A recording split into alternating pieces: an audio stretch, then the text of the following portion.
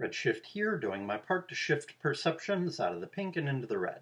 One of the problems of knowing that you know nothing and being open in this way is that, yes, it's like you have the empty cup mentality, which is, said to be a good thing. You're able to learn more in a sense, right? But that's not necessarily a good thing because the more open you are, the more amoral you are. Morality is strictures, rigid lines, rigid roles, boxes, limitations on your behavior.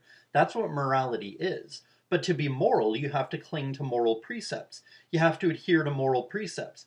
So you can't be entirely open. You cannot be, entirely open to instruction or changing or learning or taking advantage of things or whatever if you're moral, right? Now, some people say, oh, that's a limitation. That's why morality is bad.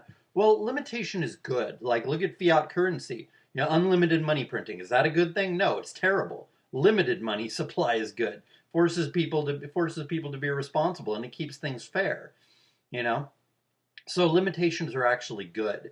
They're limits that actually free us, whereas lack of limits is just chaos and savagery and backward retardation. It's just internecine warfare and just you don't learn anything because there's no strictures. Like you learn like strictures are things that you have learned. You know what I mean? So even any learning is already putting limitations on your behavior because you learn something that means you have to behave differently than you might otherwise behave, right? So being moral and or being open to instruction or changing or learning or taking advantage of things or whatever, being not entirely open is a limitation, right? But yet morality is essential for human survival, for the survival of the human race, and for cohesion. And cohesion is necessary for power.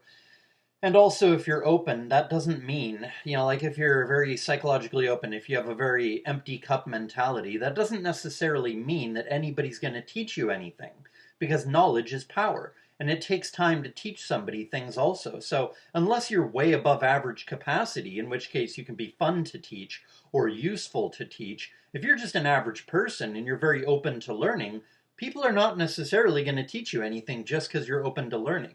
You see, so being open, knowing that you don't know anything, this is not necessarily useful.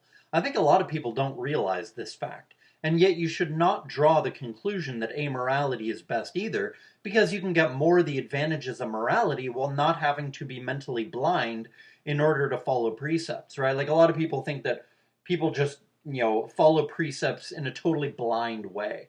But you don't have to be mentally, emotionally blind to follow precepts, you know, especially if you're following the precepts out of a deep understanding that the precepts are beneficial. You see, if you have a larger than average capacity due to having good genes, this can be possible. You follow precepts out of wisdom, not out of, blind belief in morality or blind belief that, oh, these precepts are true because God or karma says so. Like and there's a very big difference between following precepts, moral precepts out of morality or out of ignorance, faith or whatever, tradition, whatever. If you have a high IQ and a great memory and a strong awareness, then you can follow precepts out of, wisdom. I'm not sure since I have a bad memory, but I think that people with great memories don't necessarily have a strong awareness. I think having a strong awareness is another quality. So if you have a strong awareness, that can encompass more things at once. And if you have a high IQ and a great memory and a very neutral, impartial mind, then you can follow precepts while also not having to do so blindly, right? So you're following the precepts, but you're not doing so blindly. Most moral people blindly follow moral precepts, I think, instead of understanding why they are following them. This is not good, but it's better than being bad, because at least it's not destructive. It's ignorant, but it's not destructive to follow moral precepts blindly, right? At least you're not hurting other people because you're following the precepts, even though you don't really, you're not following the precepts out of wisdom, you're just doing it because of tradition or whatever, you know it doesn't allow these people to have a more sophisticated morality and doesn't allow these people to protect themselves from psychopaths because they don't have the imagination or the mental emotional equanimity to put themselves in the mental space of a psychopath and realize what a psychopath would do, and thus they cannot predict psychopathic behavior and thus they cannot protect themselves from it. The blindly moral people cannot. So that's one of the downsides of being blindly moral, but I really don't think that's a downside of being moral. Because if you're wisely moral, that you can still put yourself in the head of a psychopath and still realize what they would do and then protect yourselves from them, even though you're not going to engage in that behavior yourself. You can realize what they would think to do and then avoid letting them even have the opportunity of doing that to you. You know, so the answer is not for everybody to become amoral. The answer is to genetically engineer everyone to have much more powerful minds so that they can be both moral and able to make themselves immune from the predatory behavior of psychopaths. And a lot of the advantages of psychopathy are advantages that help it deal with evil. But that's like, so that it's very much like government in that way, right? Like, we need government to protect ourselves from other governments.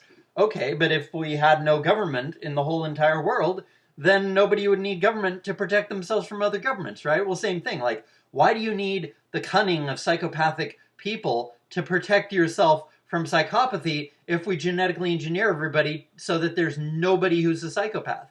If we genetically engineer everybody so that nobody is a psychopath, then we don't need psychopathy to protect us from other psychopaths.